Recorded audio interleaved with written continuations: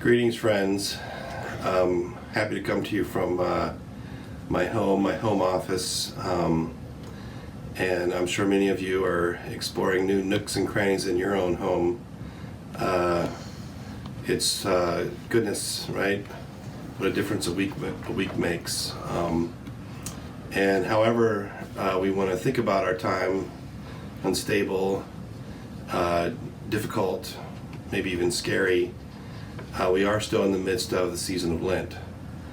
And maybe that fact is good, because Lent and the different practices of Lent and the timing of Lent gives us a sense that things will go on, the rhythms of time go on, and we are called to be caught up in God's rhythms and not our own, not the rhythms that sometimes can be shaped by fear.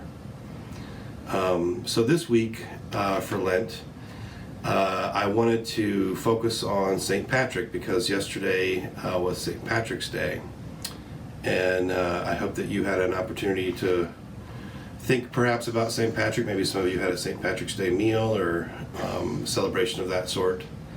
And I just wanted to call attention to you a couple of things regarding St. Patrick. Many of you probably know about the legends of St. Patrick, and that's exactly what they are. They're legends. They're not necessarily rooted in history, but St. Patrick himself was a Breton who lived on the western coast of Britain. He was Roman, and he was captured and enslaved in Ireland. And he had come in from a Christian family, but it was as he was in captivity that he found a new connection to God. He felt like he actually had a conversion. And he was able to escape his enslavement, got on a boat and made it back to his home, where his family was very happy to see him. But he kept having these dreams of, and what would happen in the dream is someone would come to him and speak to him and say, "Come back to us." And eventually he put it together that these were the Irish who were calling him to come back and to walk among them and to preach the gospel. And so against, right, all odds in some sense, maybe even against perhaps even common sense, eventually Patrick decided to go back to Ireland, this time not so much as a slave of men, but as a servant of Christ, to spread the gospel in both word and deed. And this pattern of experiencing a conversion to God and then experiencing a conversion to others, the double conversion, this is a pattern that plays itself out in a number of other figures in the history of Christianity. John Wesley is another one that I think of as a great example. And it's a conversion to the Lord, a conversion to being in relationship with God, but then it becomes a conversion to our fellow human beings. And I thought today, not just because we're in proximity to St. Patrick's, but because we're living in the midst of a pandemic when we're not sure, should we connect to others, should we care for others? We do hear, of course, a lot of the language that we are in this all together, and that's absolutely true. But the story of Patrick reminds us the responsibility and the possibility that a moment like this might present for us. So I really do heartily encourage you to think about ways that you can serve your brothers and sisters even while practicing social distancing. Things like calling one another, connecting via Zoom. We're having lots of Zoom meetings at church. Maybe you can set up a Zoom account for yourself where you can connect to family. And then prayer. Be praying for one another. Be praying for our world.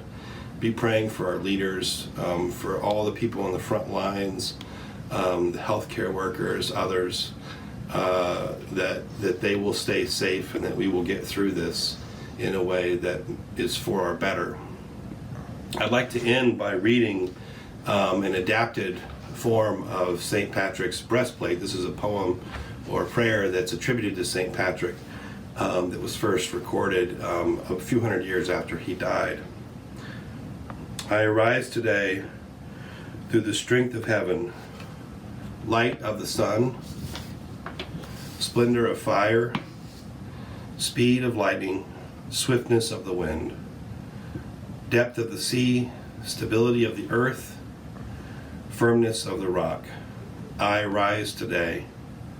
Through God's strength to pilot me, God's might to uphold me, God's wisdom to guide me, God's eye to look before me, God's ear to hear me, God's word to speak for me, God's hand to guide me, God's way to lie before me, God's shield to protect me, God's hosts to save me, afar and anear, alone or in a multitude.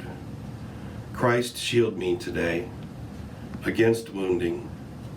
Christ with me, Christ before me, Christ behind me, Christ in me, Christ beneath me, Christ above me, Christ on my right, Christ on my left, Christ when I lie down, Christ when I sit down, Christ in the heart of everyone who thinks of me, Christ in the mouth of everyone who speaks of me, Christ in the eye that sees me, Christ in the ear that hears me. I arise today through the mighty strength of the Lord of creation. May you be blessed.